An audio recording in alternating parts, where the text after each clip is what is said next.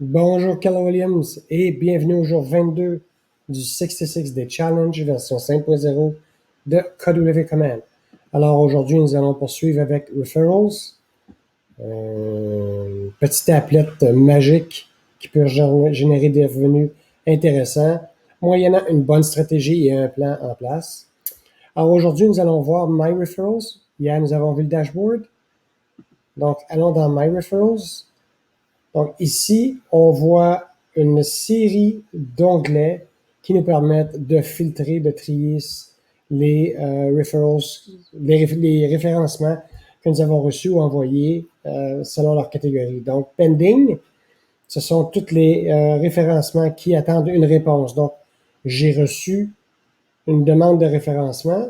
Donc, quelqu'un de Keller Williams Dallas ou Toronto ou peu importe m'envoie une référence, donc j'aurai un pending, ou je pourrais avoir un pending. J'ai envoyé une demande de référencement, exemple, à Martin Miller, et je suis en attente d'une réponse de sa part.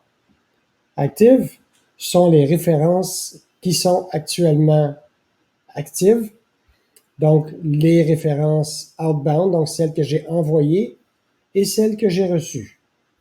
Donc, tant et aussi longtemps que ces références ne seront pas notariées, fermées, elles seront ici.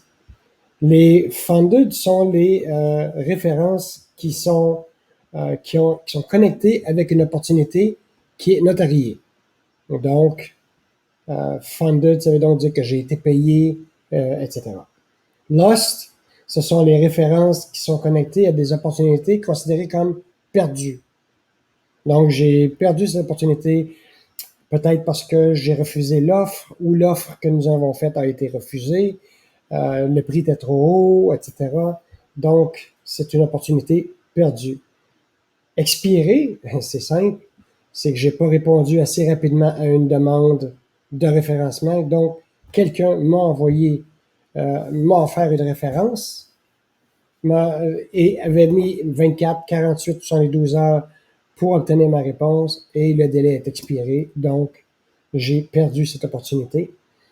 Rejeté, ce sont les références qui ont été rejetées de ma part. Donc, je ne sais pas, moi, Wilson m'envoie une demande de référencement, m'envoie une référence pour Saint-Sauveur dans le Nord. Ce n'est pas l'endroit où je pratique, donc je vais tout simplement la rejeter, la refuser. Elles seront considérées comme rejetées. Chose intéressante ici, c'est que Command nous permet de suivre les références qui proviennent de l'écosystème Keller Williams, donc qui peuvent provenir des 192 000 courtiers membres de Keller Williams dans 51 pays, ou bien nous permet aussi de gérer nos références qui proviennent de l'extérieur, que ce soit d'un courtier Remax, Royal Lepage, Via Capital, etc.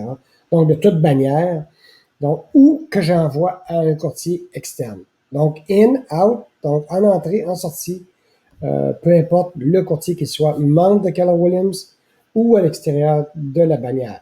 Cependant, si j'utilise Track Referrals, c'est surtout c'est utilisé uniquement pour les références non Keller Williams. Il faut noter que je ne recevrai pas et le courtier externe ne recevra pas de notification sur l'évolution de cette opportunité parce que la référence va être liée à une opportunité. Donc, c'est quelque chose à se souvenir. Donc, quand je veux faire une nouvelle référence, je clique sur Nouvelle référence. À noter ici qu'on peut sélectionner In-Network Agent. Donc, c'est un agent qui fait partie de votre réseau. Donc, on a vu ça, comment bâtir notre réseau. On va le revoir encore plus dans les challenges à venir. Mais ici, quand je clique sélectionner un courtier, ce sont les courtiers qui font partie de mon réseau. Donc, si je fais Wilson,